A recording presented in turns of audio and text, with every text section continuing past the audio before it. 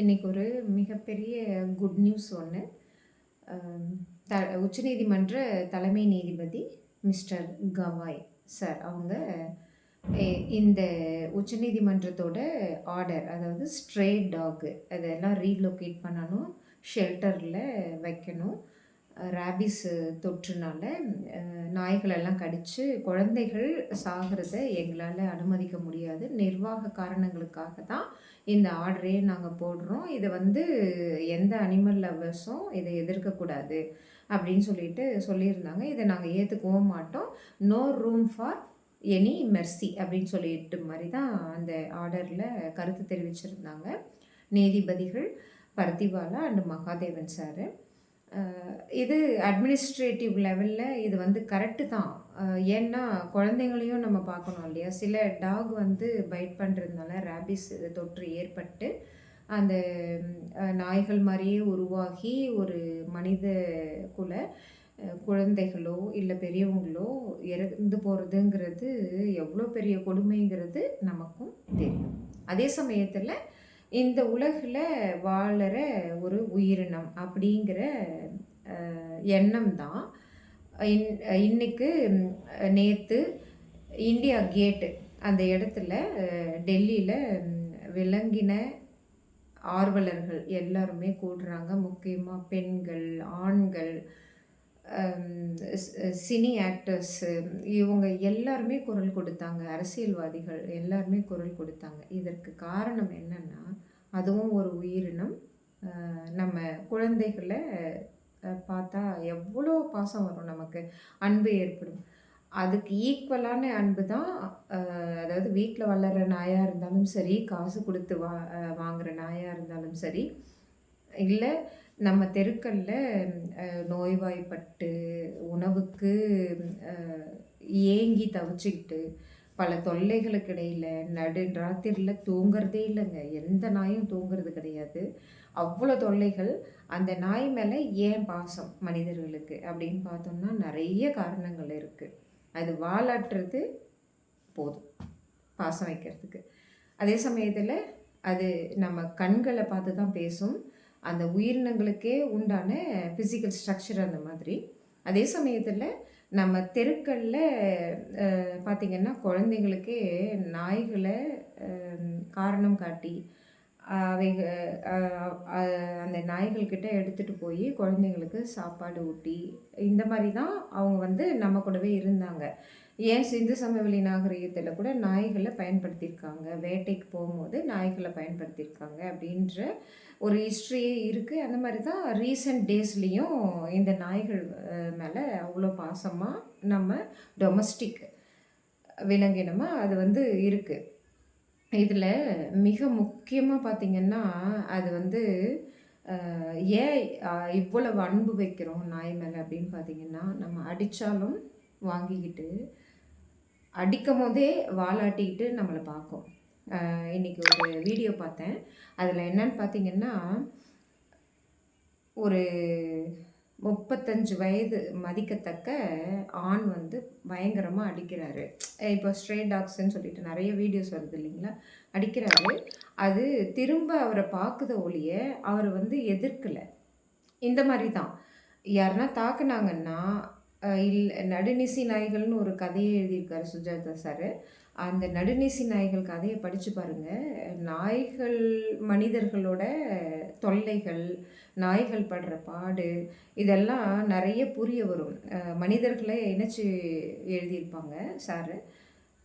அதுதான் இந்த நாய்கள் நம்ம எதிர்க்காது. ஆனால் அது கொடுக்கறது ஒன்றே ஒன்று தான், அன்பு. நம்ம இந்த உலகத்தில் அந்த நாய்களுக்கு நம்ம எதுவுமே கொடுத்ததில்லை. ஆனால் அது நமக்கு அளவு கடந்த இந்த கடல் போல் விரிந்த அளவுக்கான இந்த உலகத்தை கூட ஒரு இன்ஃபினிட்டி மடங்குக்கு 100 மடங்கு, 1000 மடங்கு, 10,000 இன்ஃபினிட்டி மடங்கு கொடுக்கறதுக்கான ஒரு உயிரினம் தான் நாய்கள் அப்படின்னு சொல்லிட்டு தான் இவ்வளோ பேர் கூடுறாங்க. இந்த விலங்கின ஆர்வலர்கள் எதுவுமே காம்ப்ரமைஸ் பண்ணாதீங்க, இந்த காம்ப்ரமைஸ்க்கெல்லாம் நாங்கள் ஒத்து வர மாட்டோம் அப்படிங்கிறது தான் உச்சநீதிமன்றத்தோட ஸ்டாண்டிங்காக இருக்குது. ஏன்னா உயிர் போகுது. உயிர் போகிறது ரொம்ப கஷ்டப்பட்டு போகுது. அந்த ரேபிஸ் ஏன் வருது அப்படின்னு சொல்லிட்டு கூட நேற்று கூட சொல்லிட்டு இருந்தேன். நம்ம போடுற இந்த கழிவுகள் தான். நாய்கள் மட்டுமா, யானைகள் வயித்துல எவ்வளவோ பிளாஸ்டிக் இருக்குது அப்படின்னு சொல்லிட்டு நம்ம செய்திகள்லாம் படிச்சுட்டு அதை கடந்து போயிடுறோம். இந்த சமயத்துலையாவது நம்ம விழிப்புணர்வோடு இருக்கணும். பிளாஸ்டிக் கவரெல்லாம் எவ்வளோ தூரத்துக்கு நம்ம குறைக்கிறோமோ அவ்வளோ தூரத்துக்கு இந்த பூமிக்கும் நல்லது, பூமியில் வாழ்கிற விலங்கினங்கள், உயிரினங்கள், மனித குலம் எல்லாருக்குமே நல்லது அப்படிங்கிறத நம்ம இந்த டைம்லையாவது கொஞ்சமாவது சிந்திச்சு பார்க்கணும்.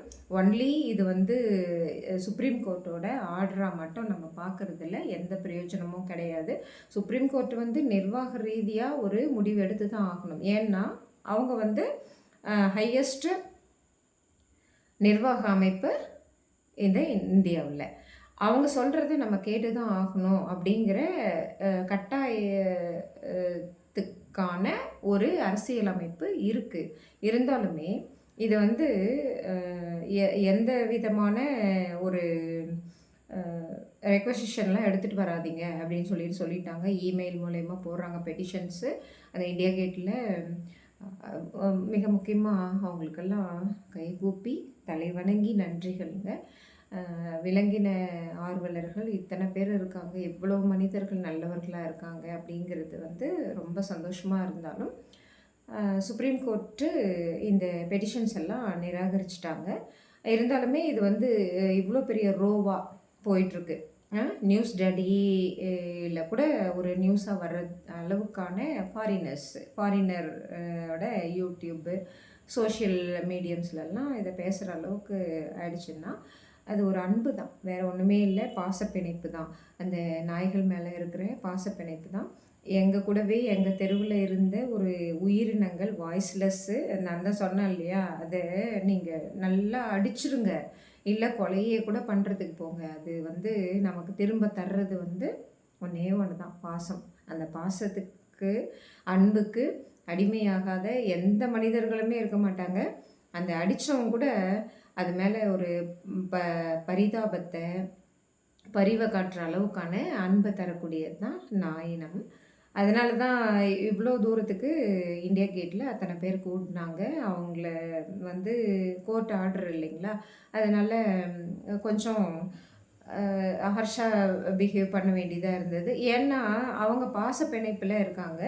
போலீஸ் வந்து நிர்வாகத்துக்காக நம்ம இவங்கள வந்து தடுத்தாகணுமே, ஏன்னா எஸ்சி ஆர்டர் இல்லைங்களா, சுப்ரீம் கோர்ட்டோட ஆர்டரு அந்த மாதிரி போயிட்டுருக்குது. அது ஒன்றும் பண்ண முடியாது. இது வந்து ஒரு உணர்ச்சி பூர்வமான அன்பினால் விளைந்த ஒரு சின்ன இதுதான். ஓகே, இதுக்கு மேலே நல்ல மாற்றங்கள் வரும். உச்சநீதிமன்ற தலைமை நீதிபதி இதை பரிசீலிக்கிறேன் அப்படின்னு சொல்லியிருக்காங்க. இது தான் மனசுக்கு ரொம்ப நிம்மதியான விஷயம். அதே சமயத்தில் ரொம்ப விழிப்புணர்வோடு இருக்கணும்.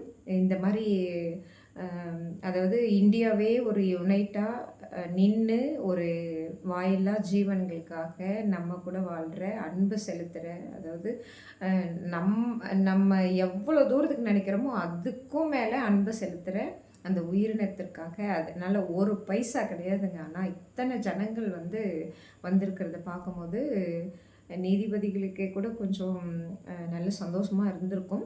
அதே சமயத்தில் அவங்க வந்து ஒரு அட்மினிஸ்ட்ரேட்டிவ் லெவலில் பார்க்கும்போது எல்லாமே கரெக்டாக ஆர்டர் பண்ண வேண்டிய நிலைமையில் இருக்கணும். அதனால தான் இந்த மாதிரி ஆர்டர்ஸ் எல்லாம் வந்துட்டுருக்கு. அதுக்கு எதிர்ப்பு, அதாவது எதிர்ப்பு கூட இதை சொல்ல முடியாது, ஒரு ரெக்வசிஷனாக தான் விலங்கு நல ஆர்வலர்கள் எல்லாம் கேட்டுட்ருக்கோம். அதுக்கு நீதிமன்றம் செவி சாய்ச்சிருக்கு. இதுக்கு உண்டான சொல்யூஷனாக என்ன பண்ணணுன்னா, நான் ஏற்கனவே சொன்ன மாதிரி தான், காசு கொடுத்து நாய்கள்லாம் வாங்கி வளர்க்க வேண்டிய அவசியமே இல்லை. நம்ம ஓகே, அது ஒரு சின்ன லெவலில் இருக்கட்டும். அதாவது இந்த சொசைட்டியில் தகுதிக்காக நம்ம நாயை வாங்கி வளர்க்குறத வந்து கொஞ்சம் அவாய்ட் பண்ணுங்கள். நம்ம தெருவில் இருக்கிற நாய்களை விட பாதுகாப்பான நாய்கள் எதுவுமே இருக்க முடியாது. அதை கொஞ்சம் இன்க்ரீஸ் பண்ணுங்கள். இன்னொரு டேட்டா என்னன்னு பார்த்தீங்கன்னா, இந்த மருத்துவ கழிவுகள்லாம் போடுறத அவாய்ட் பண்ணணும். அது குறிப்பிட்டு சொல்ல விரும்பலை. இதுக்கு மேலேயாவது இந்த விழிப்புணர்வு ஏற்படணும் அப்படின்னு சொல்லிட்டு நான் ரொம்ப கேட்டுக்கிறேன். இந்த மருத்துவ கழிவுகள்னால அந்த அதோட அந்த இதெல்லாம் போயிட்டு, ஹேர் எல்லாம் போயிட்டு, அந்த ஸ்கின் மட்டும் தெரியுது. எவ்வளோ நாய்கள் நம்ம பார்க்குறோம். பார்க்கும்போதே எவ்வளோ கஷ்டமா இருக்கு. அ அ அத வந்து கொஞ்சம் அவாய்ட் பண்ணணும். இந்த விழிப்புணர்வுகள் ரொம்ப முக்கியமானது. முக்கியமா நம்ப நம்ம நாட்டு நாய்கள வளர்க்கறதுக்கு, நம்ம இண்டியன் டாக்ஸ வளர்க்கறதுக்கு நம்ம முயற்சி பண்ணணும். அதெல்லாம் விழிப்புணர்வா இருக்கணும். அடுத்தது மருத்துவ கழிவுகளோ, இல்ல வேற எதுனா அந்த நாய்களுக்கு தொந்தரவுகள் தர்றது, மருத்துவ கழிவுகள கொட்டுறது, வேற எதுனா கழிவுகள கொட்டுறது, இல்ல நாய யூஸ் பண்ணி இந்த ஃபுட் ஐட்டம்ஸ்லலாம் போடுற இந்த பழக்கத்தெல்லாம் எங்கனா பார்த்தா, அதுக்கு குரல் கொடுத்துட்டு தான் இருக்காங்க. இதுக்கு மேல அதிகமா ஆகணும் அப்படின்னு சொல்லிட்டு நான் கேட்டுக்கிறேன். அதே சமயத்தில அரசியல்வாதிகள்ல பார்த்தீங்கன்னா, மேனகா காந்தி மேடம் வந்து ரொம்ப அழகா சொல்லிட்டுருந்தாங்க. அவங்க வந்து எப்பவுமே விலங்கு நல ஆர்வலர்ங்கிற அந்த தகுதிய நிரூபிச்சுட்டே இருப்பாங்க. அவங்க சொல்லியிருக்காங்க, இதுக்கு வந்து ஷெல்டர் போடுறதுக்கு, அப்புறம் ரீலோகேட் பண்ணுறதுக்கெல்லாம் அதாவது ஒரு ஸ்டேட்ல 3,00,000 டாக்ஸ் இருக்குன்னா, இவ்ளோ செலவாகும் அப்டின்லாம் சொல்லிட்டு இருந்தாங்க. அதுவுமே ஒரு விழிப்புணர்வு தான். ஏன்னா, நம்ம வந்து தெரு நாய்கள் அப்டிங்கிறத வந்து மாத்தி வீட்டு நாய்களா மாத்தனோம்னா, அந்த 3,00,000 அப்டிங்கிற அந்த எண்ணிக்கைகள் குறையறதுக்கான வாய்ப்புகள் நெறைய இருக்கு. நம்ம நாட்டு இண்டியன் டாக்ஸ வந்து நீங்க அடாப்ஷன் பண்ணணும், தத்தெடுக்கணும் அப்படிங்கிறது அதில் தெரிஞ்சுக்கிட்டோம் இல்லைங்களா? அதே சமயத்தில் ஒரு ஃபுட்டு செயின் ஒன்று இருக்கும். அவங்க பாரிஸில் நடந்த ஒரு நாய்களுடைய கொலைகள எடுத்துக்காட்டா சொல்றாங்க. அதுவும் நம்ம ஃபுட்டு செயின் பேஸ்டா பார்க்க வேண்டியதா இருக்கு. இப்போ ஒரு புல் இருக்குன்னா, அத வந்து சாப்பிடுற ஒரு உயிரினம் இருக்கும். ஆடு. ஓகேவா? இதுதான் ஃபுட் செயின்னு. ஆட வந்து இல்ல மானு. பில்லு மான் சாப்பிடுது. மான வந்து புலி, சிங்கம் அடிச்சு சாப்பிடும். இதுதான் ஃபுட் செயின்னு. அதே மாதிரி நாய்கள் இல்லாத போயி அதாவது எலிகள் வந்து அதிகமானது பாரிஸ்ல. பிளேக்ஸ் அதிகமானது. அப்படிங்கிற மாரி சொல்லிட்டு இருந்தாங்க. இந்த மாரி ஒரு இயற்கையான ஒரு இத வந்து அழிக்கிறதுனால ஒரு மிகப்பெரிய பிரச்சனைகள் உருவாகுறதுக்கான காரணங்களும் உருவாகும். அவங்க வந்து பாரிஸ்ல அந்த காலத்துல நடந்தத சொல்றாங்க. இப்ப வந்து சுப்ரீம் கோர்ட் சொல்றது என்னன்னு பார்த்தீங்கன்னா, ராபிஸ் வந்து அதிகமா இருக்கு. நாய்கள் மத்தியில ராபிஸ் வந்து அதிகமா இருக்கு. நிர்வாக ரீதியா பார்த்தீங்கன்னா, இது வந்து ராபிஸ் வந்து ஏற்படுறதுக்கான காரணம் என்னன்னு சொல்லிட்டு நிர்வாகத்தோட ஒரு அனலைஸு கண்டிப்பா அரசாங்கங்கள்லாம் ஒவ்வொரு மாநிலமும் இந்தியன் லெவல்லயும் பண்ணுவாங்க. இத வந்து ஆராய்ச்சிகள் பண்ணி ஏன் ராபிஸ் வந்து உருவாகுதுங்கிற விழிப்புணர்வு எஸ்சி ஆர்டர் மூலியமா, சுப்ரீம் கோர்ட் ஆர்டர் மூலியமா இதுக்கு மேல அதிகமாவறதுக்கான வாய்ப்புகள் அதிகமா இருக்கு.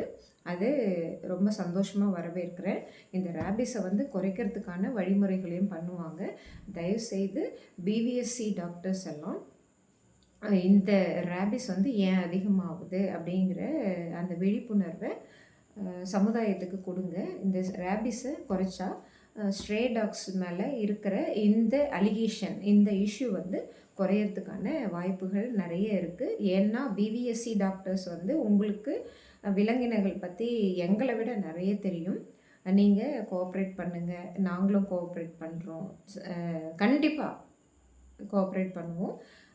அதே மாதிரி எனக்கு எனக்கு தெரிஞ்சது மருத்துவ கழிவுகள் தான். அதில் எப்படி இதெல்லாம் பரவுது, அதாவது அந்த ஹேர் எல்லாம் ரிமூவ் ஆகுது. அந்த ஸ்கின் மட்டும் தெரியுது. அந்த நாயும் பாதிக்கப்படுது. அந்த நாய் வந்து அந்த வேதனையில தான் இவ்வளோ பைட் பண்ணுற அளவுக்கு போயிட்டுருக்குது.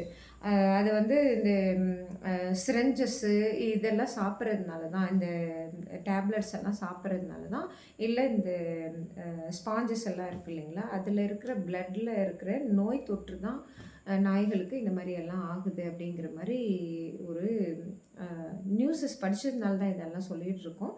ஓகே. இத வந்து பேன் பண்றது நம்ம கையில தான் இருக்கு இல்லைங்களா? அது கொஞ்சம் அந்த அன்ப மட்டும் செலுத்துற அந்த வாய்ஸ்லெஸ், அதாவது வாயில்லா ஜீவன்களுக்கு நம்ம செலுத்துற நன்றி கடனா இருக்கும். அ இதில இன்னொரு சமூக விழிப்புணர்வும் இருக்கு. குப்பைகள அங்கங்க கொட்டாம, இஷ்டத்துக்கும் கொட்டாம, அதான் பிளாஸ்டிக் சொன்னேன் இல்லைங்களா? யானைகள் சாப்பிட்டுட்டு அது வயித்துல இருக்கு. புறா வந்து அது அதனுடைய இரைப்பை கிழிஞ்சிட்டு அந்த தண்ணி கொட்டிட்டே இருக்கு. தர்ஸ்டி ஆயிட்டு அந்த புறா தண்ணி குடிச்சிட்டே இருக்கு. அது அது இரைப்பையில தங்கல. இதெல்லாம் ஒரு அ சமூக விழிப்புணர்வுக்காக தானே சொல்லப்படுது. இதில கவனம் செலுத்தணும். இது வந்து ஒரு ஸ்ட்ரே டாக வந்து அப்புறப்படுத்தி ரீலோகேட் பண்ணி ஒரு ஷெல்டர்ல அடைக்கிற விஷயம் மட்டும் கிடையாது. அதுக்கு தான் சொல்றேன். இது அந்த விஷயம் மட்டும் கிடையாது. நெறைய விஷயங்கள் இதில சாரி இதில பொதிந்திருக்கு. அ அந்த கழிவுகள்ல மொதலெல்லாம் என்ன பண்ணாங்களோ, ரொம்ப அக்கறை எடுத்துக்கிட்டு, ரொம்ப சீரியஸா எந்த உயிரினங்களும் இத சாப்பிட்றக்கூடாது அப்படிங்கிறதுக்காக, இப்போ குழந்தையே பொறக்குதுன்னு வச்சுக்கோங்களேன். எனக்கெல்லாம் குழந்தை பொறக்கும்போது நார்மல் டெலிவரி தான். அந்த இதெல்லாம் எடுத்து இந்த கழிவுகள்லாம் எடுத்து போயி ஒரு 7 அடி பள்ளம் தோண்டி, அதில புதைப்பாங்க. அந்த மாரி பண்றாங்களா இப்போ? இல்ல. கண்டிப்பா கிடையாது. அத அப்படியே அப்படியே தூக்கி போட்டுடுறாங்க. அது அது எல்லாமே நாய்கள் சாப்பிடுது. இன்னொன்னு இப்போ நான் ஒரு 3 பப்பீஸ் வந்து காணாம போயிடுச்சுன்னு சொன்னேன் இல்லைங்களா? அவங்க அம்மா அந்த மதர் டாக் வந்து பேம்பர்ஸ் எடுத்துட்டு வருது. ம். உமன் பேம்பர்ஸு குழந்தைங்களோட பேம்பர்ஸ் எடுத்துட்டு வந்து அது சாப்பிட்டுட்ருக்கு. எவ்வளோ கொடுமைங்க இதெல்லாம். இதெல்லாம் அவாய்ட் பண்ணணும் இல்லையா? இத வந்து நம்ம ஃபர்ஸ்ட்டெல்லாம் என்ன பண்ணுவோம், எனக்கெல்லாம் என்னோட மதர் சொல்லியிருக்காங்க. அது வந்து ஜென்ஸுக்கே தெரியக்கூடாது. இந்த பேம்பர்ஸு இருக்கிறது, நம்ம யூஸ் பண்ணுறது என்னுமே தெரியக்கூடாது. அதாவது இன்னர் வேர்ஸ் கூட ஒரு கிளாத்து போட்டு அதில மூடி தான் வெயில்ல காய வைக்கணும். அப்படின்னுலாம் சொல்லி தந்திருக்காங்க. அந்த பிராக்டிஸ் எல்லாம் நம்ம மறந்துட்டோம். இண்டியன் டாக்ஸ வளர்க்குற மாதிரி நம்மளோட பண்பாடு, நம்மளுடைய அ அ கா தொன்று தொட்டு காலங்காலமா வர்ற அந்த நடைமுறைகள மறந்ததுனால தான் இவ்வளோ தூரத்துக்கு நம்ம போயிட்டுருக்கோம். ஒரு நோய் தொற்று மிகுந்த உலகத்துல வாழ்ந்துட்டுருக்கோம். கொரோனாவும் வந்தது அந்த மாரி தான் அப்படின்னு சொன்னாங்க. அதாவது சாப்பிடுற விதத்துல வவ்வால கூட சாப்பிட்டோம் அப்படிங்கிறதுனால தான் கொரோனா வந்தது. இல்ல வேற ஏதோ விலங்கினம் மூலியமா தான் அது வைரஸ் அதுகிட்ட இருந்த வைரஸ் வந்து நமக்கு வந்தது அப்படிங்கிற மாரி கொரோனா காலத்துல ஒரு 2 வருஷம் நம்ம இந்தியா எவ்வளவோ தப்பிச்சிருச்சு. உலகமே எவ்வளோ பாடுபட்டது அப்படிங்கிறது நமக்கு தெரியும். அதே மாரி தான் இந்த இஷ்யூவும். ஒரு எதுவுமே தெரியாத ஒரு உயிரினம் நாய்கள். அது வந்து எதையோ சாப்பிட்றத நம்ம அனுமதிக்கலாமா? பேம்பர்ஸு ஏன் சாப்பிடுது? அதுக்கு தெரியல. சாப்பிடுது. அத சாப்பிட்டதுனால ஏதோ ஒரு நோய் தொற்று வருது. தெருவுல இருக்கும்போது நைட்ல யாரோ அடிப்பாங்க. இல்ல எதனா வேதனைப்படுத்துவாங்க. இப்ப தான் நெறைய போதைப் பொருட்கள்லாம் வந்துருச்சு. நேத்து தான் சொன்னனே, போதைப்பொருள் உறுதிமொழி எடுக்கிறோம். இந்த போதைப்பொருள் உறுதிமொழி எடுத்துமே ஒரு +2 கேர்ள வந்து பள்ளிக்கூட அந்த கேட் எதிர்க்கவே கடத்திட்டு போறான் சில பேரு.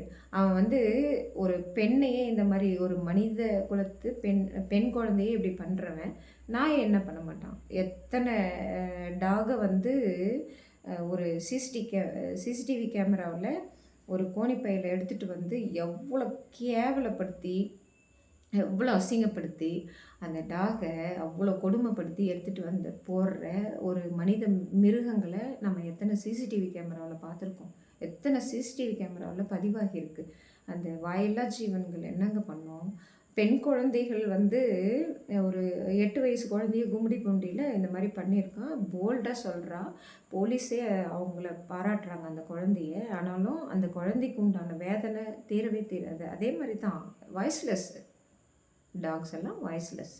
அதே சமயத்தில அது வந்து பைட் பண்றத அனுமதிக்கவும் முடியாது. பைட் பண்றத அனுமதிக்கவும் முடியாது. இந்த பைட் பண்றதுக்கு காரணம் இந்த நாய் மட்டும் கிடையாதுங்கிறதுல நம்ம வந்து தெளிவா இருக்கணும். நம்மள தான் காரணம். நம்ம எவ்வளவுக்கு எவ்வளோ நம்ம ஒழுக்கமா இருக்கமோ, சுத்தமா இருக்கமோ, அது அந்த அளவுக்கு இந்த சமுதாயமும் ஒழுக்கமாவும் இருக்கும், சுத்தமாவும் இருக்கும். நாய்கள் மட்டும் இல்ல, யானைகள், சிறுத்தைகள் வந்து அ நெறைய குழந்தைகள கொன்னுருக்கு. இப்போ ரீசென்ட்டா. எ அ நெறைய மலைப்பாங்கான பகுதிகள்லலாம் போயிட்டு வன பகுதிகள்ல ஆக்கிரமிச்சாச்சு. அங்க சிறுத்தைகள் குழந்தைகள தான் கொன்னுருக்கு. இந்த நிகழ்வுக்கு யார் காரணம்? ஆக்கிரமிப்பு தானே! ஒரு வன சட்டமே இருக்கு. வனத்த ஆக்கிரமிக்கக்கூடாது. ஒரு சட்டத்த மீறிய செயல்களை செய்யக்கூடாது அப்டின்னா, வனத்த ஆக்கிரமிக்கிறது. அப்புறம் அந்த இடத்துல போயிட்டு அந்த விலங்குகள் வாழ தகுதி இல்லாத அளவுக்கு வனங்களையும் நம்ம நாசப்படுத்திக்கிட்டு இருக்கோம். அதனால தான் இப்போ ரீசென்ட்டா ஒரு ரெ 2 நாளைக்கு முன்னாடியோ, 3 நாளைக்கு முன்னாடியோ ஒரு கரடி வந்து 8 வயசு குழந்தைய ஏதோ கொன்னு ஒரு இடத்துல போட்டிருக்கு. இதுவும் நடந்துட்டு தான் இருக்கு. இதுக்கு காரணம் என்ன? ஒரு ஒழுக்கமே இல்லாதது தான். வனப்பகுதிக்கு போக்கூடாது. வனப்பகுதியில நம்ம வசிக்கக்கூடாதுங்கிற அந்த விழிப்புணர்வு இல்ல. ஸ்ட்ரீட்ல ஒரு டாக் வந்து இந்த மாரி பண்ணிகிட்ருக்கும். வனத்திலயும் போயிட்டு எல்லா விலங்குகளையும் ரொம்ப தொந்தரவு பண்ணிக்கிட்டு இருக்கோம். சுற்றுலா பயணி ஒருத்தர் போனார் இல்லைங்களா? யானை வந்து ஒரு பக்கமா நின்னுட்டு தான் இருக்கு. நம்ம முருகன் கோயில்ல ஒரு யானைய பார்த்தோம் இல்லைங்களா? செல்ஃபி எடுத்து தான் அவர யானை பாகனையே கொன்னுச்சு.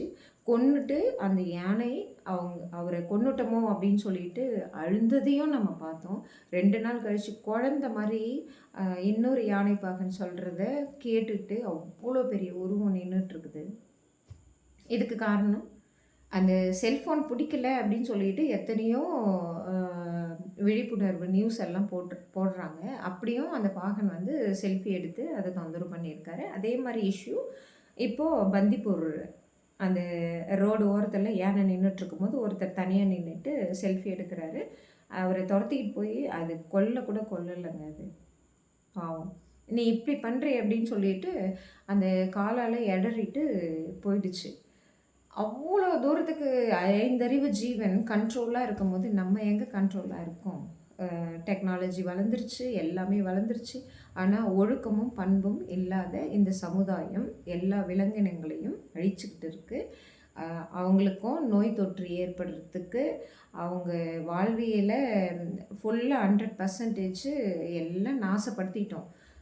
அதில சுப்ரீம் கோர்ட்டு தலையிட்டு இந்த மாரி ஒரு ஆர்டர்ஸ குடுக்க வேண்டிய சூழ்நிலைக்கு நிர்வாக மூலியமா, நிர்வாக அடிப்படையில தள்ளப்பட்டுருக்காங்க. இத வந்து கண்டிப்பா இனி வரும் காலத்தில இம்மீடியட்டா அதாவது 1 வருஷத்துக்குள்ளேயோ இல்ல ஒரு 6 மாசம் இல்லன்னா 2 வருஷத்துக்குள்ளேயோ அட்லீஸ்ட் இத வந்து மாத்தி காமிப்போம். மாத்துனா தான் இந்த சமூக சூழ்நிலை ஃபுட் செயின்னு சொன்னேன் இல்லைங்களா? அதெல்லாம் கரெக்ட்டா வரும். இல்லைன்னா மேனகா காந்தி அவங்க சொன்னாங்க. நடிகை சதா அவங்க அழுந்திருக்காங்க. ஒரு அ வீடியோல பார்த்தேன். அவங்க ஜான் ஆப்ரஹாம் அவங்க அந்த சார் வந்து அவரு குரல் கொடுத்திருக்காரு. அப்புறம் கார்த்தி சிதம்பரம் இப்போ ஜஸ்ட் ஒரு வீடியோ பார்த்துட்டு இருந்தேன். அவரு குரல் கொடுத்துருக்காரு. இந்த குரல் கொடுக்கறதுக்கெல்லாம் காரணம் ஒழுக்கமும், பண்பும் தான் ரொம்ப முக்கியம். நம்ம வீட்ல ஒரு பையன் போதைப் பொருள் எடுத்துக்கிறான்னா, அத வந்து லேடீஸ் தான் பார்த்து ஒரு ட்ரிங்க் பண்றாங்கன்னா கூட அந்த காலத்துலலாம் முகம் சுழிச்சுக்கிட்டு ட்ரிங்க் பண்ணக்கூடாது ஜென்ஸ் அப்படின்னு சொல்லிட்டு சொன்ன லேடீஸ் தான் இருந்தாங்க. இப்போ லேடீஸே ட்ரிங்க் பண்ண ஆரம்பிச்சுட்டாங்க. பின்ன எப்படி ஒழுக்கம் வரும்? பிரியாணி சாப்பிட்றேன் அப்படின்னு சொல்லிட்டு, பிரியாணி கடைக்கு போயிட்டு ஏதோ ஒரு 2 குழந்தைங்கள தான் பெற்ற குழந்தைங்களையே கொன்ன ஒரு பெண்மணியும் பார்த்தோம். அவங்கள குறை சொல்ல விரும்பல. அது சமுதாயம் வந்து அவ்வளோ சீரழிஞ்சு போயிருக்கு. அத வந்து மாத்தக்கூடிய பெரியவர்கள மதிக்கிறதில்ல யாரும். இந்த சமுதாய பண்புகள், ஒழுக்கங்கள் கரெக்ட்டா இருந்தா தான் உயிரினங்களும் வாழும். எங்க தெருவுல ஒரு 3 பப்பீஸ் வந்து இந்த ஒழுக்கமும், பண்பும் கொஞ்சம் கூட இல்லாத அளவிற்கான ஒரு சூழ்நிலையில தான் தொலைஞ்சு போயிருக்காங்க.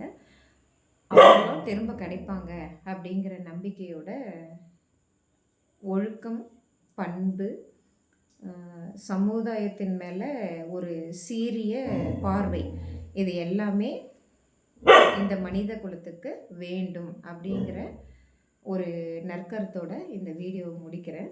பாருங்கள், எங்கள் குஷி வந்து ஏதோ நான் அவ கூட பேச மாட்டேங்கிறேன்னிட்டு குலைச்சிட்ருக்கா. தேங்க்யூ, அவ கூட ஸ்பெண்ட் பண்ணுறேன். Thank you so much. யோசிச்சு பாருங்கள்.